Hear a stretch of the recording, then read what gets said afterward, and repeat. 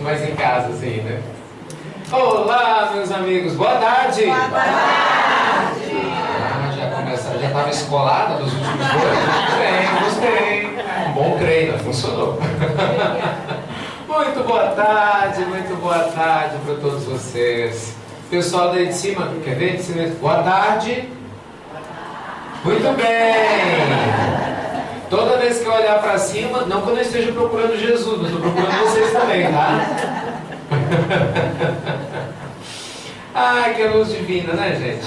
Essa bondade extraordinária do Pai Celestial possa mais uma vez ser sentida na sua plenitude, não é? Nos nossos corações, nas nossas mentes, que nós possamos estar, aí, igual, como um terreno fértil, né? Para que a gente possa multiplicar essas sementes do Evangelho sempre. Gente, me desculpem, não tem como, antes de eu começar nosso estudo, também não externar meu carinho e gratidão de estar aqui no G. Assim como certamente, né, muitos de vocês, eu sou uma dessas pessoas que admira profundamente o trabalho de Dona Ivone, né, desde há muitos anos. E tenho o privilégio de aprender com seus exemplos de vida, com suas obras, né, com suas histórias, com suas lembranças, que me inspiram há muito tempo. Então, poder estar numa casa, né, que leva o seu nome, que tem o seu amparo direto, com certeza é uma emoção muito grande, muito especial. Né? Então, eu fico muito feliz. Queria deixar isso registrado, muito feliz mesmo, e grato por essa oportunidade. Meus amigos, certa vez, nosso amado Chico foi de Pedro Leopoldo fazer uma viagem a Belo Horizonte. Quando o Chico chegou lá, ele estava passeando, andando, né, por uma das ruas, que coincidentemente até perto lá da sede do Instituto, hoje no centro de BH, no Espírito Santo. E no que ele descia a Espírito Santo para poder chegar na Afonso Pena, que é uma das ruas principais de BH, ele dá de cara com um prédio que havia sido construído na época, né, recentemente, mas que tinha sido embargado pela Prefeitura de Belo Horizonte.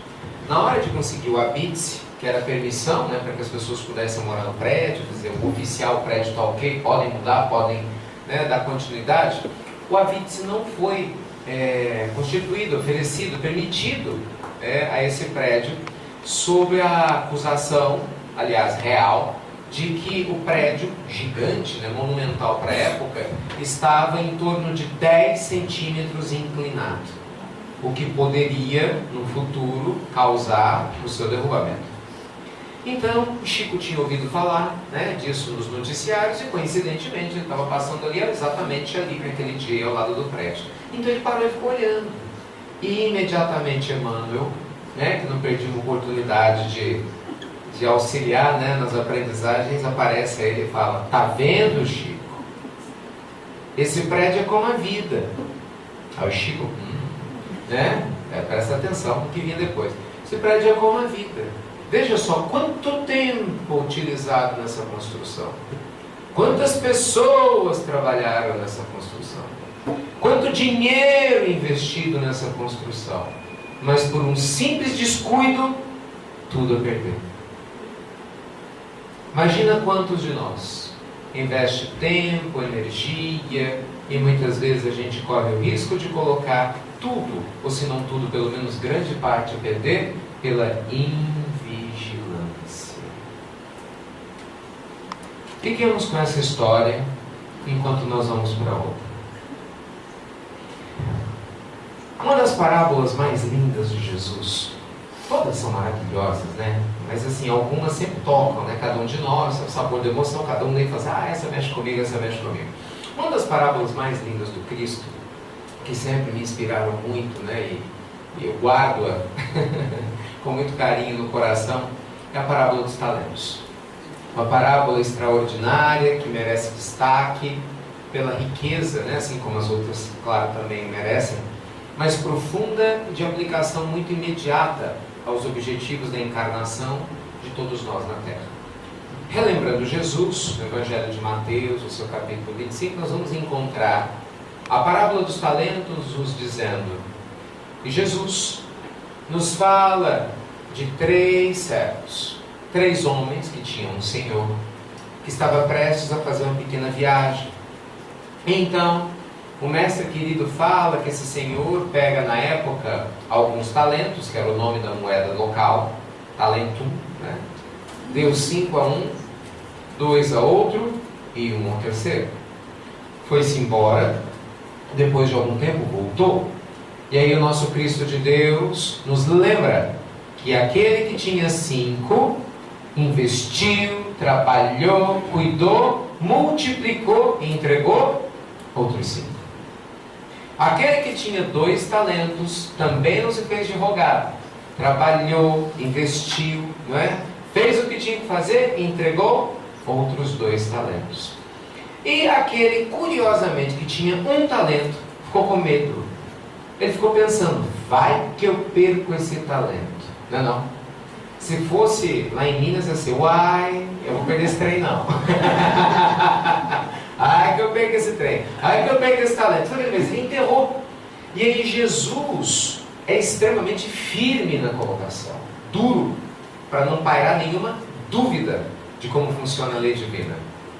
Aí ele diz que o Senhor, com raiva, né, firme, disse, ora, se sabes que sou um homem severo, que colho onde eu não semeei, porque esse foi o argumento, eu fiquei com medo, eu sei que o Senhor é muito exigente e tal, por que não deu pelo menos o talento aos banqueiros para que pagasse algum tipo de juros? Pelo menos isso. Então, ele pega esse talento e dá àquele que tinha, agora 10.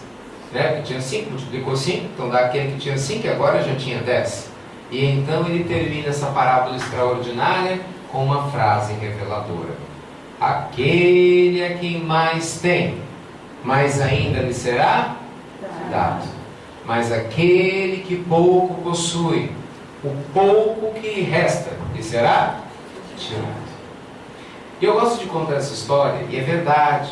E eu me lembrei dela esses dias, porque a gente, né, deu entrevista em alguns locais, na rádio. E aí o pessoal perguntou várias vezes, Ricardo, como é que começou, né, o seu contato com a doutrina espírita? Como é que começou o evangelho? Eu me lembro, isso começou lá atrás. Quer dizer, não tão atrás assim. Eu tinha 10 para 11 anos. E naquela época, né, quando eu conheci o Livro dos Espíritos, ao acaso, meu pai ia mudar e tal, a gente morava num local que mudava muito. Eu trabalho do meu pai, morava na época na Bahia. E minha mãe pediu, olha meu filho, você não pode ir lá ajudar a arrumar as malas, né, montar o pacote. Aí minha tarefa era para a estante. Fui para a estante, comecei a tirar a tralha lá de dentro da estante e achei o Livro dos Espíritos. O Livro dos Espíritos, eu, hein? E ao mesmo tempo, né? Porque um tema interessante, enfim, abri exatamente no capítulo dos sonhos, onde pegou meu coração, porque era onde eu tinha dúvida na época, no espiritual sabe o que faz, né? Pegou pelo que me chamava a atenção, enfim, fomos ler o Livro dos Espíritos, a sensação que eu tinha que eu lembrava de tudo, e depois fui descobrir o Livro dos Médiuns e o Evangelho. Nunca meu pai tinha falado isso. Quer dizer, mais de 10 anos atrás, né, naquela época, ele tinha estado na Federação Espírita do Estado de Pernambuco, frequentou, acho que alguns meses, alguma coisa assim, tinha os livros, não lia, e simplesmente tinha esquecido deles, né? Vejam só, anos e anos depois.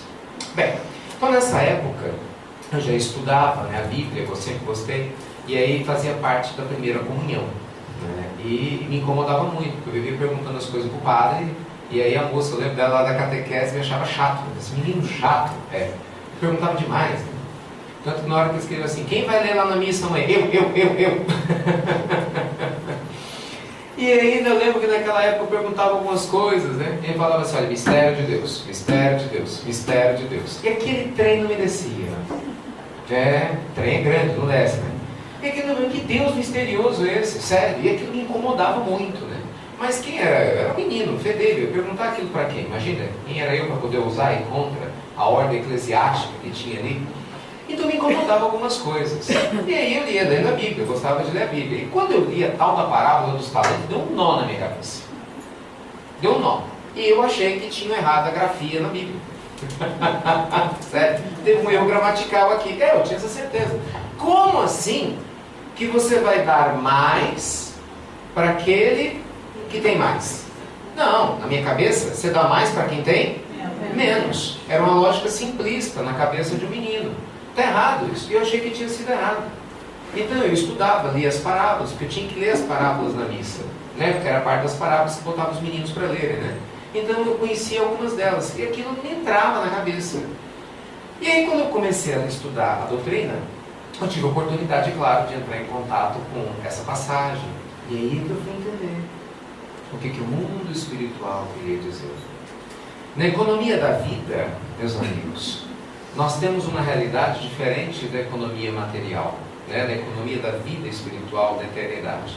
Veja bem, se você tem R$20 na carteira e você pega 15 e dá para alguém, você fica com quanto? Então é uma perda matemática, isso é um fato, correto? Mas na vida espiritual não é assim que funciona. Quando você tem um sorriso e você dá um sorriso, você recebe... Olha que interessante. Olá! Entendeu? Tudo bem? Bem, pelo menos uns 3 a mais eu ganhei. Tá vendo? Eu dou um sorriso, 1, 2, 3, 4, 5. Aí em cima alguém sorriu. Sim. Não deve ter sorrido. Você vê assim, você sorriu uma vez, você ganha um monte de sorriso, né? Você dá um abraço em alguém, de repente essa pessoa vai continuar te agradecer, você nem sabe. Ela vai para casa, reza para você, para sua família, não é assim? Imagina pessoas que você é seu vizinho. Então, a multiplicação espiritual, ela é completamente diferente da questão material. Então, o que o Cristo estava dizendo nessa parábola, isso é muito profundo, quanto mais você investe no seu crescimento espiritual, mais rico você fica. Mas quanto mais avarento você é com relação aos dons que trouxestes para a matéria, quanto mais medo você tem, quanto mais você se esconde na sua casca de orgulho e egoísmo, tome cuidado, porque você vai pagar um alto preço. Porque você vai desperdiçar uma encarnação, e isso vai com certeza pesar em relação a você. E ora, não é isso que a gente sabe que acontece? Então, meus amigos queridos, todos nós estamos na construção do reino de Deus no dia a dia. Sim ou não? Sim. E como? Mas às vezes, por causa, como aconteceu com o prédio que o Chico testemunhou, né, de poucos detalhes, a gente pode colocar tudo a penteiro. A invigilância, né, que às vezes o nosso pensamento tem, acaba nos impedindo de cuidar da vida com o devido denodo, atenção que ela merece.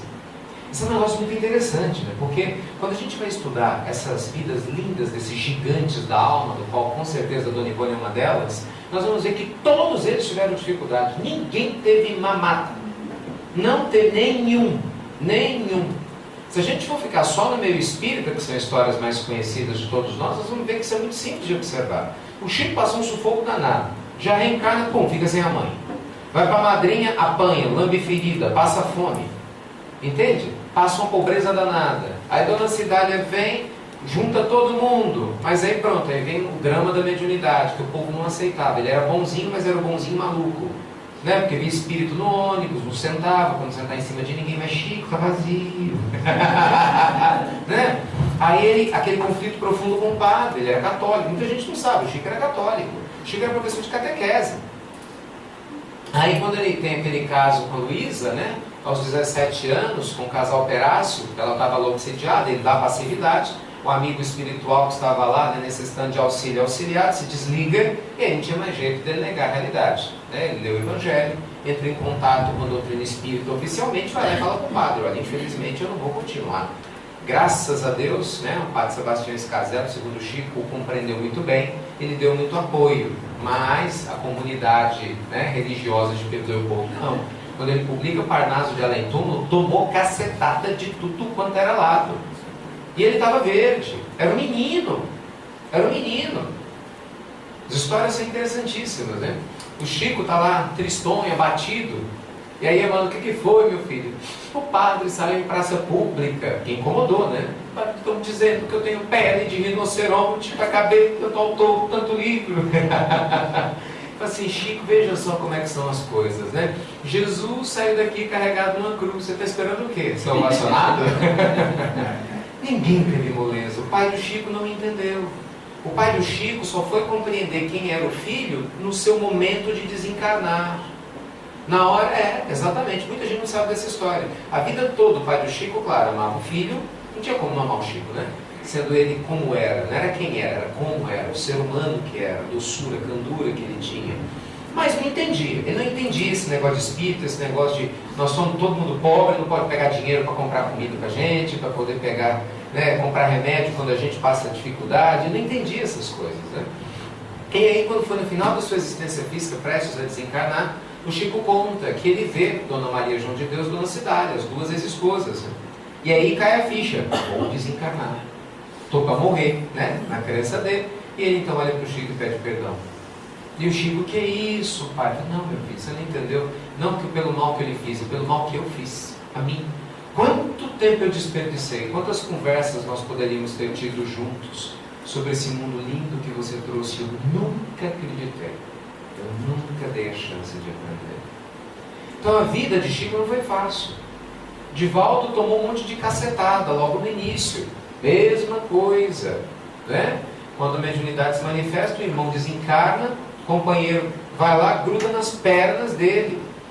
Ele jovem, 11 para 12 anos, fica lá quase 8 meses em cima de uma cama, aparentemente sem nada biológico. Isso não é uma médium passando por lá, que tem a visão do que estava acontecendo, sabe Deus onde que se ia dar. E os conflitos? E ele lá na infância, né, contando para a mãezinha que via a avó, quase apanhou. Não foi fácil. Dona Ivone, a gente sabe, com 29 dias de vida, pronto, todo mundo achou que ela já tinha desencarnado. Foi ou não foi? Na sua crise cataléptica. 29 dias, imagina um bebê. Loucura. Imagina, você tem um bebê, de repente engasga, tossiu, engasgou, o médico morreu. A tristeza, vão lá envolver a coitadinha bonitinha no caixãozinho azulzinho bonitinho, vai enterrar. Aí a mãe vai na cozinha, quando volta toma um susto, abraçar a filha, ela chora. Dona Ivone teve várias crises catalépticas dessas, durante a existência. Uma delas quase durante 2 meses, ela conta, né, na sua biografia histórica, ela conta. E o povo achando que ela tinha desencarnado. Então assim, não foi fácil. Você vê, Dona Ivone não teve família que ela queria ter. Vocês estão na casa dela, sabem a história dela muito melhor do que eu, né? A família que ela queria ter. E ela soube desde cedo que não iria ter. E olha que ela tentou namorar. Ela tentou namorar, nada pegava, nada dava certo. Impressionante. E você vê como é que são as coisas, né? O grande amor da vida dela, ela teve um grande amor. Muita gente não sabe, ela teve um grande amor. Só que o grande amor dela se comunicava com ela esperando que morava na Polônia. Tenta, isso é fácil? Ela era costureira. Aí o sujeito vem reclamar da vida, não posso fazer nada não, porque eu lavo roupa. Mas a Dona Maria João de Deus era lavadeira, a mãe do Chico. Vai, entende? Então a gente fica com um monte de desculpa esfarrapada para não fazer o que nos cabe.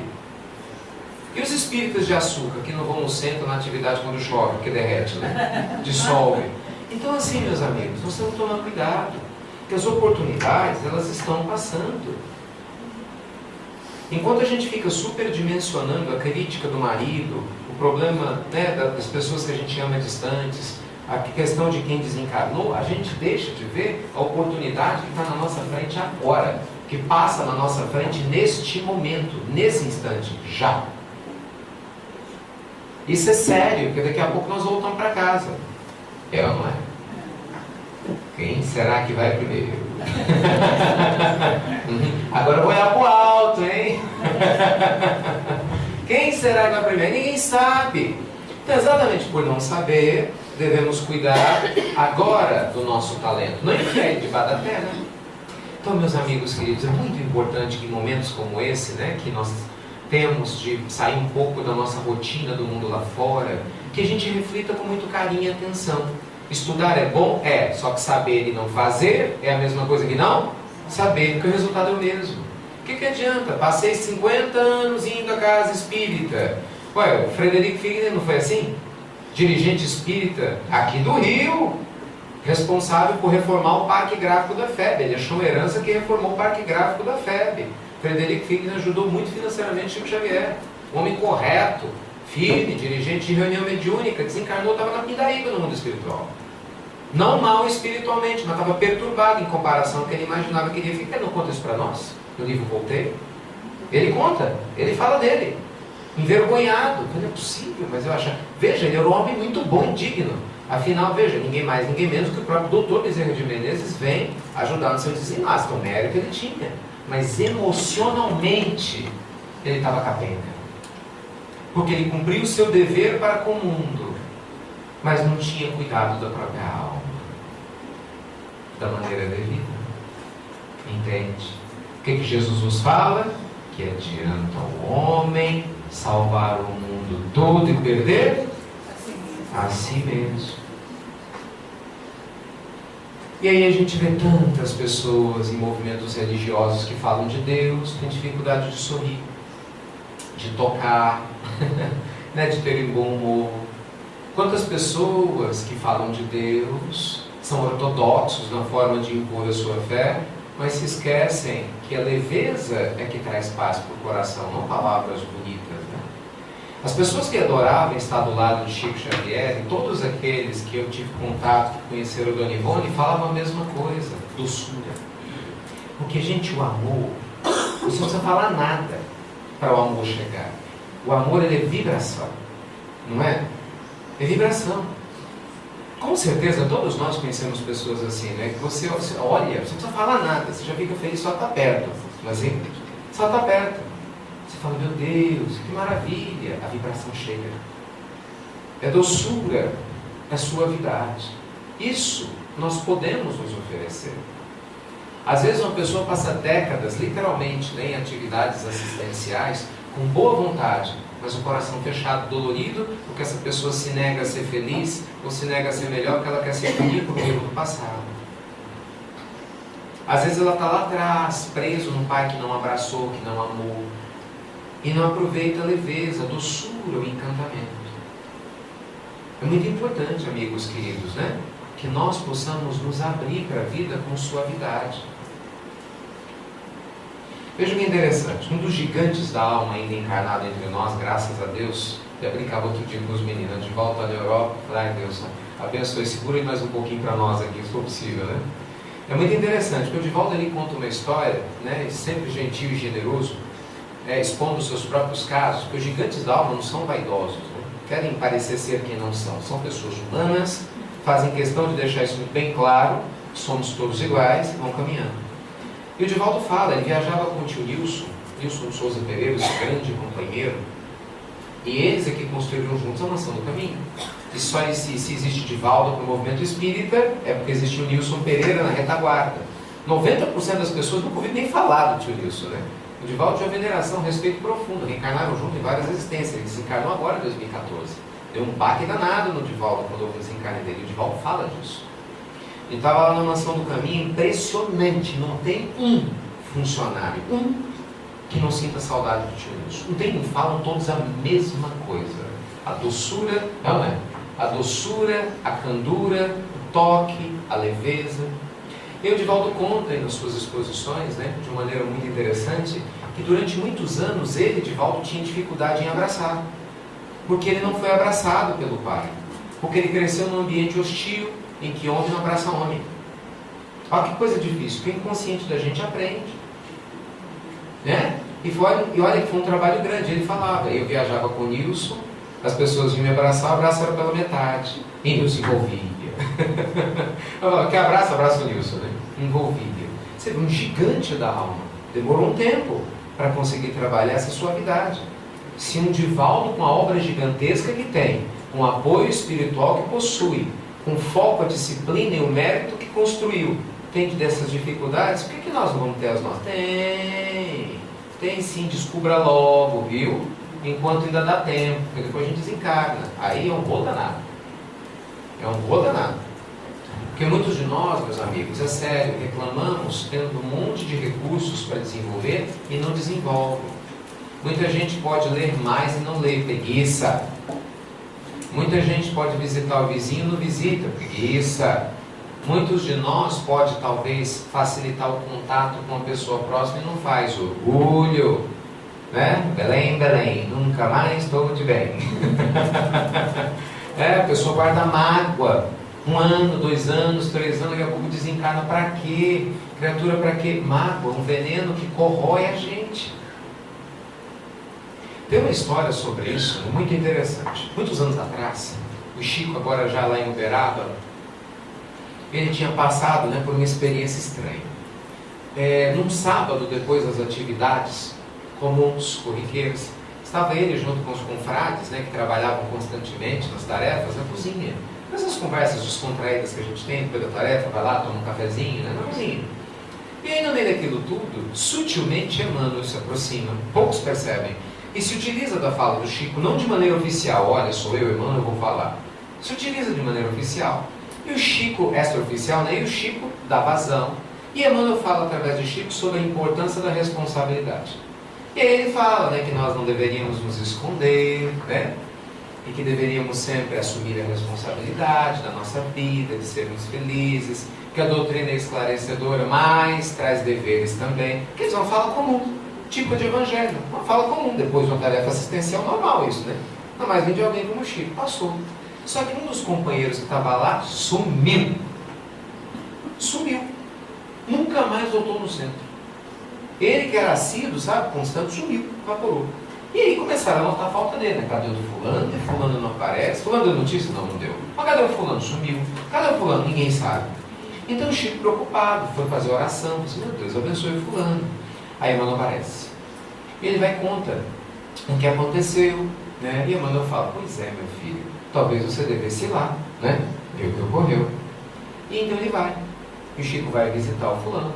Morava relativamente perto, foi. Quando chegou, bateu na porta, né? E então ele abre. Na hora que ele abre, ele vê o Chico, ele chega e fecha a cara, na hora. E o Chico, coitado, sem entender nada. Meu irmão, como é que você está? Você sumiu da fraternidade, das atividades. Estamos preocupados com você. Ele olha o Chico de cima e embaixo. É, Chico, todo mundo fala que você é humilde. Eu fico aqui pensando se você é humilde mesmo ou se é um cínico na minha frente. Olha só, petado de nada. E o Chico, coitado, sem entender nada. Eu falo, mas desculpa, mas se eu te fiz alguma coisa, me perdoe. Mas eu honestamente não me lembro. Como não se lembra? Por acaso você não se recorda do comentário que você fez na última atividade lá no centro no sábado? Sim. E o Chico vai voltando. Você me expôs na frente de todo mundo. Mas como assim expôs? Ninguém falou o nome dele. O comentário foi genérico, sobre responsabilidade. Só que a carapuça serviu. Como você ousou ainda me expôs na frente de todo mundo, que eu não podia brigar com você, não podia falar nada, né? Na frente dos outros. O Chico sem entender nada. Como? Vamos bater a porta na casa do Chico. Ele vem embora. E orando, coitado, triste, né? Ferido no coração. Ele fala, meu Deus, o que eu fiz? Porque ele nem lembrava. Foi então que ele orando se recorda da conversa. De novo ele conversa com Emmanuel. E Emmanuel fala, fui eu, Chico. Fui eu que falei através de você e falei para ele mesmo. Só que para que todos aproveitassem a aprendizagem, falamos de uma maneira ampla. Porque a responsabilidade é fundamental. Ele vai saber o que esse homem estava fazendo, né? Então ele teve uma oportunidade de aprender, de ter a chance de mudar, antes de desencarnar no erro. Mas o orgulho foi maior. Se fechou como um caramujo, né, como uma tartaruga dentro de si, para não se sentir exposto. E perdeu uma oportunidade enorme. Se afastou das atividades, trabalho do Chico. E aí Emmanuel dizia, meu filho, trabalhe. Porque o trabalho é a melhor forma de se esquecer das mágoas. Fique tranquilo, o problema não foi com você, é com o nosso irmão. Ele tem o direito dele de fazer as escolhas dele. Mas vejam só, amigos queridos, quantas vezes, às vezes, o orgulho impede a gente de poder cuidar do nosso talento. Isso é um negócio muito sério, né? Extremamente sério. E aí? O que nós estamos fazendo? Não é? Como nós estamos investindo esses dons maravilhosos de Deus? Isso é importante. O amigo espiritual, ele fala de maneira muito carinhosa que para que a gente possa aproveitar a nossa vida ao máximo, nós devemos trabalhar com a técnica AAPC. Já ouviram falar no AAPC? Então vamos falar um pouquinho da técnica AAPC. Ame, primeiro A. Agradeça, segundo A. P, viva no presente. E C, quem sabe qual que é o C? Contribua, confie, faça o bem, caridade. Amar, o primeiro A. Como vamos ser felizes se a gente não aprender a amar? Mas não é amar só o outro, é amar a vida, né? A gente precisa aprender, gente, a se apaixonar pela vida. Sabe, a vida na Terra não é fácil. Não adianta dizer que é, a gente sabe que não é, né? Tem dia que as coisas não saem do jeito que a gente quer, não é? E é isso mesmo. Tem hora que você fala, meu Deus, lá estou eu com dor de novo. Lá fulano falou mal de mim de novo. Meu Deus, o dinheiro está curto. Não é fácil não.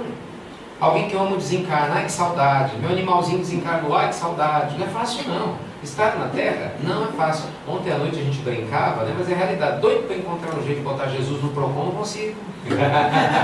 Porque ele não mentiu. Ele não vendeu algo que não entregou. O que Jesus fala? Vinde a mim, todos vós que estáis cansados, e eu vos aliviarei. Ele não disse eu curarei. Ele não disse eu vou pegar teu problema e botar nas minhas costas. Não, Jesus ele é claro. Quer vir até mim? Beleza, negue a si mesmo. Toma a tua cruz. Ele não falou eu pego a tua cruz. Ele falou tome a tua cruz. E então, segue-me. Não dá para levar no Procon, né? Procon espiritual não dá. Então você vê, Jesus foi claro conosco. O Evangelho, ele não veio para nos iludir, não.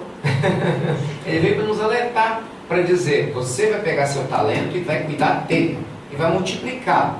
Às vezes o nosso talento é aprender sim a lidar com aquele familiar complicado, difícil, tribufuzinho que mora em casa. Todo mundo, pouco gosta dos tribufus, eu já notei isso, né? Todo mundo tem um tribufuzinho em algum lugar. Ou, lembre-se, nós somos os tribufus, muita gente. Às vezes você fala, meu Deus, eu amo o meu filho, mas ele é o meu tribufu, né? E às vezes seu filho está lá, ai, não dou conta de mamãe.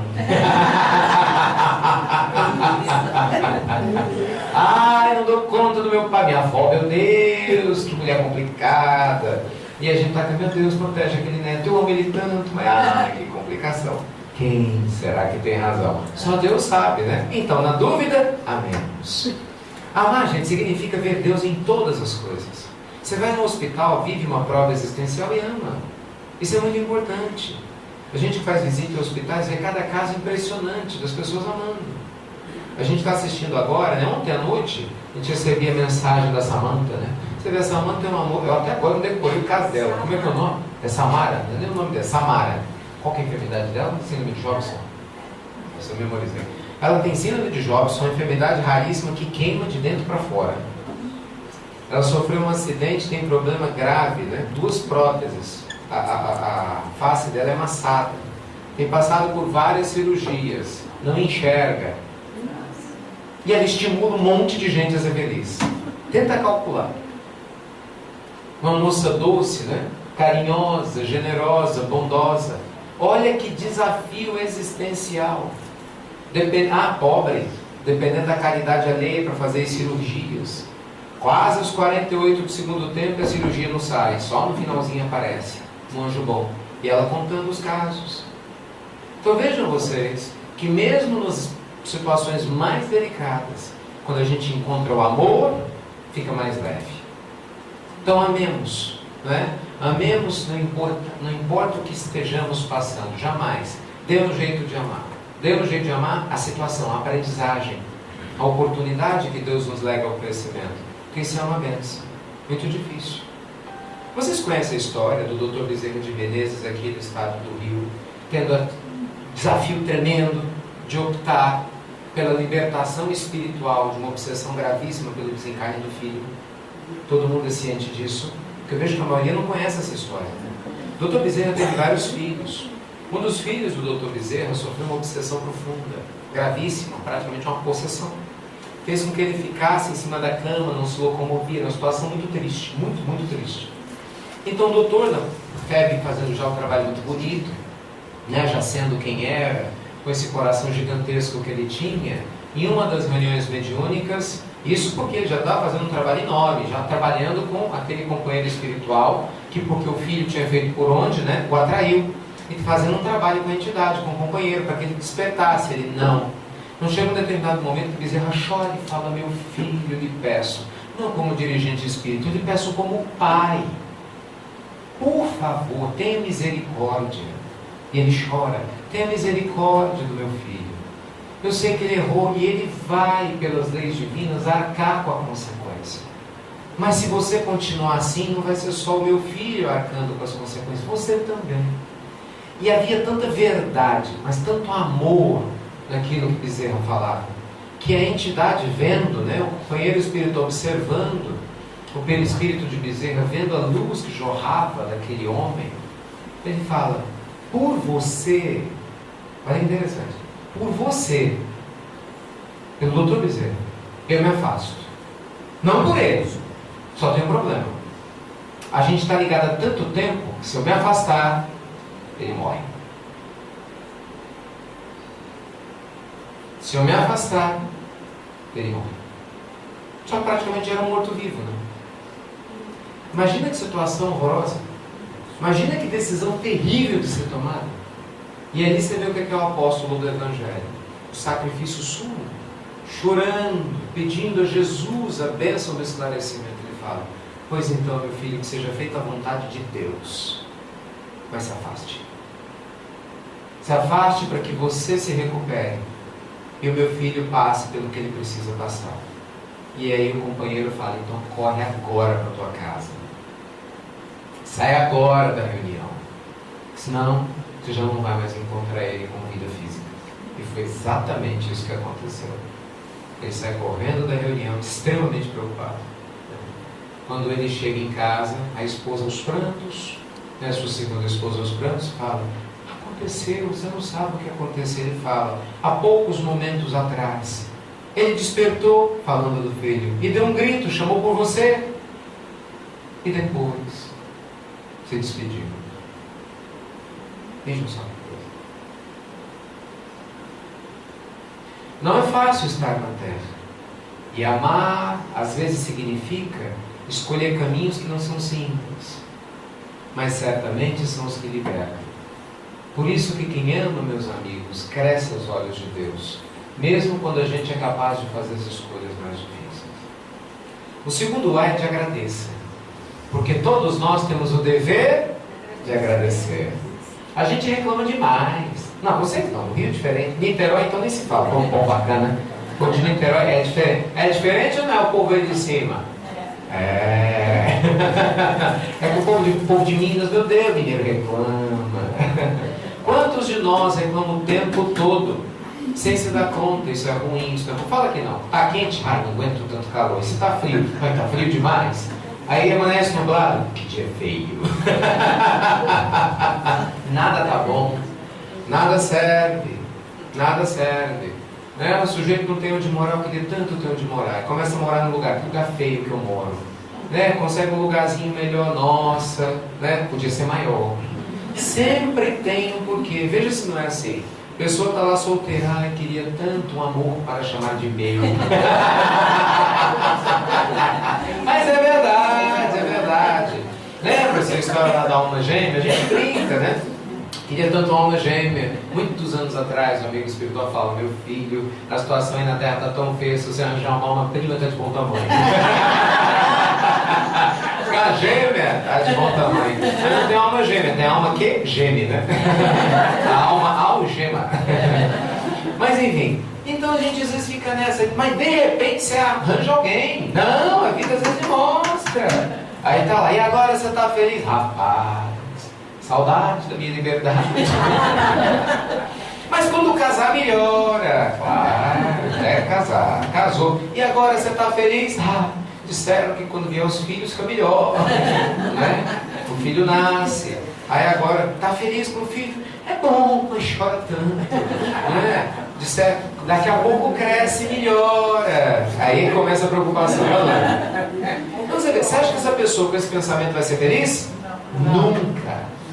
Porque ele nunca agradece, ele nunca valoriza o que tem, ele sempre foca o que não tem. Somos nós. Eu não conheço você, eu sou capaz de afirmar que praticamente todos nós, com alguma iluminada exceção, que a bondade divina sempre encontra uma ou outra, mas certamente muitos de nós devem ter um monte de coisa que a gente presta atenção que não tem e por isso sofre. Presta atenção no que a gente não é, ao invés de valorizar o que a gente já dá conta de ser e por isso não se sente feliz. A gente presta atenção em quem não está do nosso lado agora, ao invés de valorizar o tempo que a pessoa teve. E por isso a dor existencial e a saudade são maiores do que deveriam ser. Então agradeça. O agradecimento, gente, nos liberta da dor que adoece. Agradecimento é o que Jesus ensina na oração do Pai Nosso. A primeira parte do Pai Nosso, o Cristo nos convida a vangloriar a Deus, a prestar atenção na grandeza divina. Veja, Pai Nosso que estais... Santificado seja o vosso nome. Venha a nós o vosso Reino. Seja feita a vossa Vontade. Desculpa de novo, seja feita a vossa Vontade. Perdão outra vez, seja feita a vossa Vontade. não é a minha então, é a vossa, ok. Para confiar na vontade dele, tá bom. Assim na terra como? Do céu. O que Jesus fala aí? Reconheça a grandeza de Deus. Confie na justiça divina. Aqui, em todo lugar. Só isso. Ele não pediu nada. Nada. Olha só a oração mais importante da história. Começa com Jesus dizendo: confia, criatura, que Deus já está do teu lado. Calma. É isso que o Senhor da vida fala. Calma. Aí ele continua. Pelo pão nosso. Aí ele vem com agradecimento. Ainda não pediu? E aí depois, na sequência, vem: perdoai, assim como. Olha a importância. Jesus continua sem pedir nada. Ele fala do perdão. Porque ninguém é feliz se não perdoa. Não é perdoar só os outros, não é perdoar a si. É perdoar o próprio passado, perdoar a existência, pela vida que você não teve nessa existência, pelo corpo que você queria ter tido e talvez não teve, não é? E a gente olha no espelho e fala: não te perdoo. Não gosta do corpo, reclama, não faça isso não, é nosso templo sagrado. É Ele que está dando a possibilidade de vivermos essa existência. Não tem que agradecer, isso é sério. Com carinho, sem apego, mas com carinho, com respeito. Então, gente, perdão.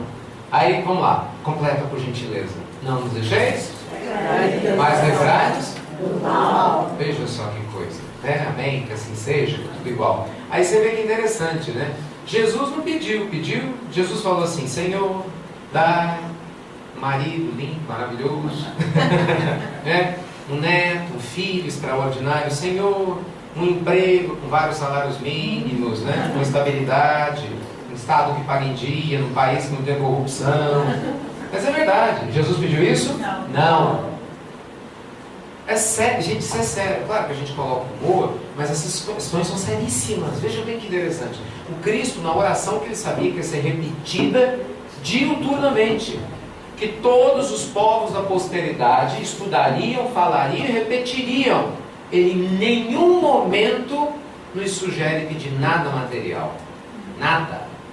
O que será? Porque quem faz o que ele orientou no Pai Nosso, atrai todo o resto. Se a gente não atraiu, porque a gente não faz o que está no Pai Nosso, a gente não confia na bondade de Deus, a gente confia com a boca. Coração não, porque a gente fica com medo, com receio, com angústia, ansioso, então não confia. A gente confia com a cabeça, calma não. Poucos confiam com a alma. Poucos são que nem Ananias, né? Eis-me aqui, Senhor. Né? Faça-te conforme a tua vontade. Porque não é fácil se entregar, sem se revoltar. Por isso que eu acho lindo histórias como a da Dona Ivone. Gente como a gente. Ela sabia que tinha sido suicida, sabia que não ia casar, sabia que não ia ter filho. Ela sabia que queria ter uma família, mas ela escolheu não se revoltar. Escolheu o caminho do amor. Sabia que não ia ter dinheiro, riqueza, ficou perambulando de lá em lá, de casa em casa, em vários lugares.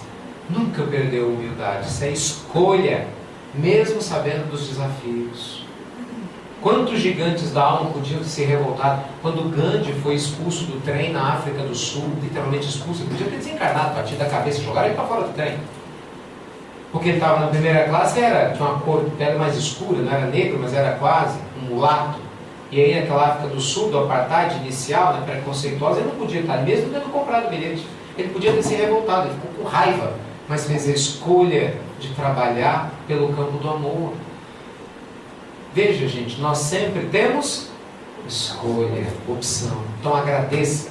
Que a gente possa agradecer a Deus a vida que a gente tem, né? Os desafios que nós temos. E agradecer pelo mal que não nos acontece, né? Agradecer pela aprendizagem do dia a dia. Isso a gente pode fazer. Alguém me traiu. Triste para quem traiu. Siga adiante. Né? Alguém me jogou uma pedra. Triste para quem jogou. Que bom que já não é a gente. Oremos por ele, mas siga adiante. Porque cada um só pode dar aquilo que tem. Isso é um negócio muito sério, meus amigos. Mas muito, muito, muito sério. Se a gente fica apegado ao passado, a mágoas, a tristezas, a gente não caminha. A APC, o que é o P? Quem lembra? Viva no presente. É o remédio contra a ansiedade. Ninguém é feliz vivendo no futuro. O que será que vai acontecer amanhã? E se chover? E se fulano falar mal de mim? E se amanhã não der certo? E se isso acontecer? E se quem sabe? Não, eu acho interessante. Boa parte das pessoas que eu conheço é extremamente ansiosa, né? Como eu já fui presidente, quanto mais desse time, como é que isso funciona, o ansioso, ele é interessante, porque ele vê um espirro e ele já pensa no enterro por causa da pneumonia, entendeu? Lá na frente, mas é assim, é um pensamento em cadeia, e ele sofre. Eu falo, você quer fazer uma com o ansioso? É ótimo, espera chegar sexta-feira. Liga para ele, olha para ele e fala assim, eu tenho um negócio para falar com você. Então fala, segundo eu te conto. Coitado, não dó, você vai ver o primeiro ser humano que vai ficar 48 horas, olho aberto, entendeu? E sem pregar o olho, eu quero, chega segunda, chega quarta e não chega segunda-feira. E é engraçado, na hora que ele chegar, eu vou falar, conta, o que é? Ah, nada não. Você sofreu tudo à toa. A ansiedade é terrível. É o prisioneiro do futuro, de querer controlar as coisas. Esqueça, você não vai controlar nada nunca. A única coisa que você tem algum controle é sobre si mesmo no presente. Você pode escolher o que você vai pensar agora. A escolha que você vai fazer agora. Essa é a nossa liberdade. O futuro Deus pertence. Jesus sabia disso e falava para nós. Mateus 6, versículo 34. Não vos inquieteis, pois, pelo dia de amanhã. Deixe que cada dia cuide de si mesmo, porque basta cada dia seu próprio mal. Olha Jesus lá atrás cuidando da gente. Calma, estou viva no presente. Eu sei que é fácil falar, difícil viver, mas procure dar atenção a isso. Você vai lavar louça, lave louça. É sério. Está fazendo comida, faça a comida. Você vai se alimentar, se alimente. Porque a gente faz uma coisa já pensando no que tem que fazer no momento seguinte. Não desfruta de nada. O ansioso ele é assim. A vida passa. A vida de um ansioso vai passar rápido. Ele está lá com 80 anos. Você fala, uau, sua vida foi longa. Ele passou rápido. Ele literalmente não aproveitou quase nada. Porque ele sempre estava com a mente 1 ano à frente, 2 anos à frente. Então não aproveitou nada. O que adiantou? Perdeu. Fez uma viagem linda e se perdeu. Então calma. Né? Então presente. Vivendo no presente e se libertar do passado também. Quem vive de passado é museu. Tem gente que você encontra tem que dar R$20 entrada para o museu. Não é nem idade não, é a mente do passado. Fala a mesma coisa. Você encontra daqui a 1 ano, como vai você? Ah, estou com um problema daqui a 3 anos, como é que você está? Lembra daquele problema? Piorou. Daqui a 10 anos, como é que você está? Ah, e aquele outro problema? Teve filho. Sempre a mesma coisa, não se liberta, porque escolhe não se libertar. Mas a pessoa vive num problema e ela não quer se libertar, porque ela gosta de falar do problema, porque ela tem a atenção dos outros. Entende? É uma carência que a gente tem que sanar, não buscando a atenção do outro. A sua carência quer a atenção da sua alma para você. É diferente. É diferente. Carência é saudade do nosso próprio espírito, não é do espírito do outro. Ninguém fica carente de homem, de mulher, de filho. A gente sente saudade. Carente, você fica da sua alma. Diferente, muito diferente. Tanto isso é verdade, tem gente que tem mulher, filho, um monte de gente do lado e se sente abandonado. E por fim, nós temos o ser de caridade, de levar a luz aos outros, ser de compaixão, da gente ter felicidade de servir, sem nada cobrar, não é? Simplesmente pela alegria de servir. Ah, o outro não agradeceu, não precisa, eu que tenho que agradecer a ele. Por quê? Porque ele existir me deu a chance de ser útil. Porque o amor se alimenta de si mesmo, entende? Isso é que é lindo. É isso que Jesus fala na parábola dos talentos. O amor se alimenta de si mesmo. Quanto mais você ama, mais milionário da alma você fica. Você não precisa de ninguém. Você não precisa de ninguém te falar muito obrigado. A sua alma, com a consciência de saber que fez a coisa certa, ela sente paz. Dá vontade de fazer mais. Mas fulano, você vai lá, se desgruda, vai pro centro, vai para tal lugar, leva logo a cama pro centro, não é assim? Vai não sei o quê. Você fala, se eu pudesse, ela é pequeno. Ame, agradeça, viva no presente e se doe. faça caridade. Nós vamos seguir a Jesus nos seus passos.